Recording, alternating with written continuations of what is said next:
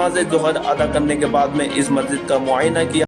Hello दोस्तों, तो मैं इस टाइम खड़ा हूँ बरेली डिस्ट्रिक्ट के आमला शहर में, और आप जो मेरे पीछे देख रहे हैं ये एक आलीशान मस्जिद है। ये बहुत पुरानी तारीखी मस्जिद है। ये बेगम वाली मस्जिद के नाम से जानी जाती है।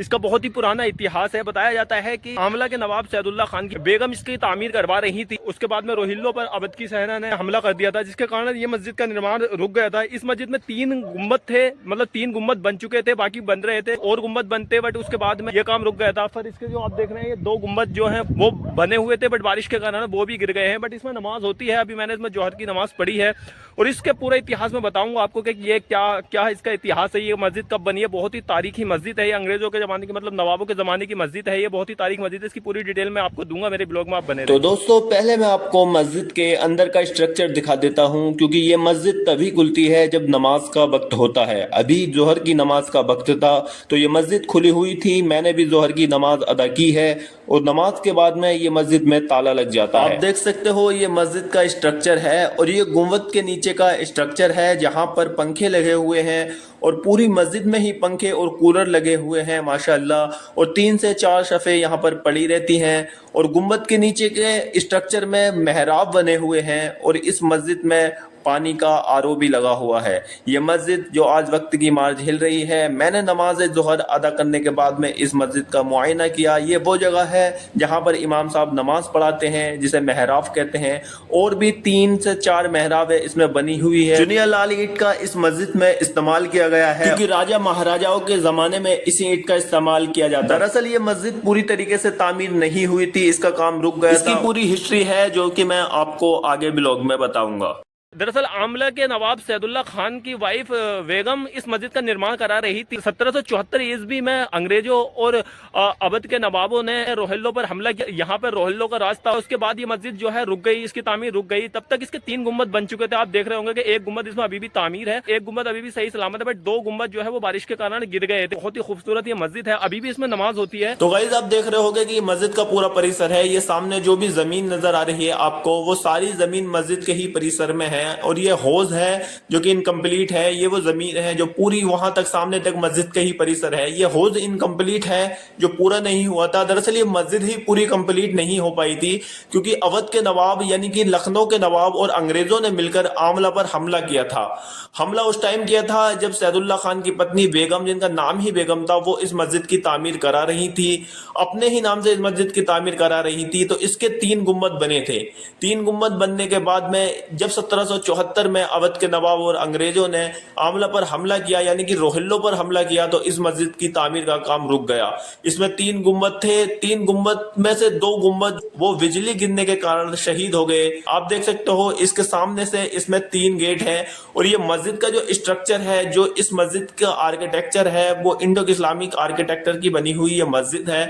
और ये बहुत पतली ईंट से बनी हुई ये मस्जिद है, पतली लाल ईंट से, जिसे चुनिया ईंट भी कहते हैं। नमाज के बाद में इसका गेट बंद कर दिया जाता है कुछ इस तरीके से। आप देख सकते हो ये जोहर की नमाज के बाद का टाइम है। इसके जो मीनार है, मीनारों पर फूलों की पंक्तियों का स्ट्रक्चर है जो कि काफी खूबसूरत लग रहा है, जिसका कलर लाल है।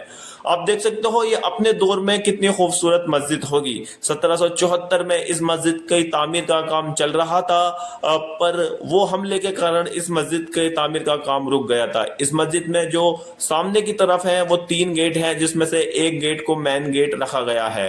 मस्जिद के पीछे का एरिया भी मैं आपको दिखाऊंगा। जिस खूबसूरती और बेहतरीन आर्किटेक्चर से इस मस्जिद को बनाया गया है वो काबिले तारीफ है। इसके गुंबद के स्ट्रक्चर की बात करें तो कुछ शीश गुंबद जैसा इसका स्ट्रक्चर है। 250 से 300 साल पुरानी ये मस्जिद भी आज वक्त की मार झेल रही है। इधर आप देख सकते हो ये वुजू खाना है और उसके पीछे ये एक और मस्जिद है। दरअसल आमला शहर ही मस्जिदों और कुओं से जाना जाता था। इस शहर में 1700 मस्जिदें और 1700 कुएं मौजूद थे। बताते हैं कि आज भी बहुत से घरों में वो कुएं मौजूद हैं। दरअसल आमला में रोहिल्लों की हुकूमत थी, जिसके संस्थापक थे नवाब मोहम्मद अली खान। उन्होंने ही रोहिल्ला रियासत बनाई थी और ये रियासत 1700 से लेकर 1774 तक चली थी।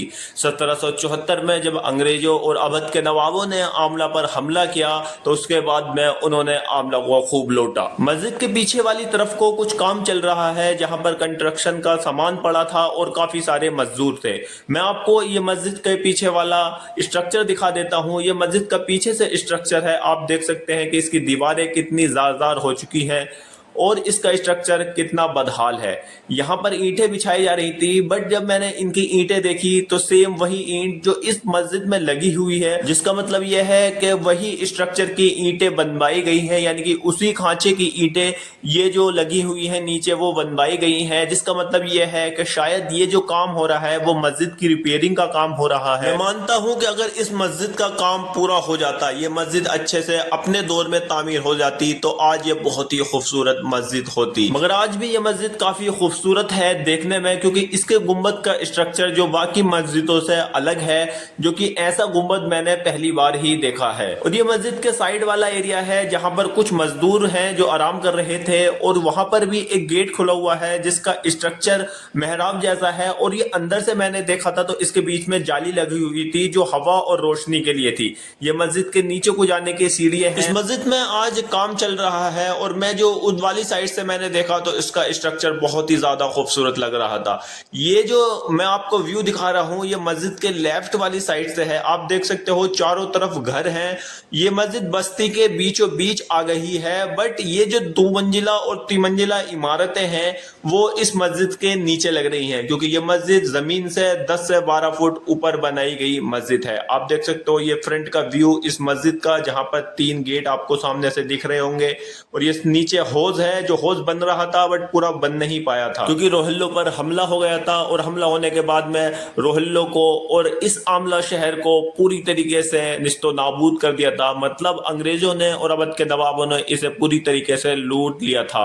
उसके बाद में 1800 ईस्वी के बाद में यह शहर दोबारा से आबाद हुआ, जो कि एक खंडरों पे हुआ, जहां पर कुछ इमारतें, कुछ खंडर और कुछ मस्जिदें और कुछ मकबरे आज भी इस आमला शहर में मौजूद हैं।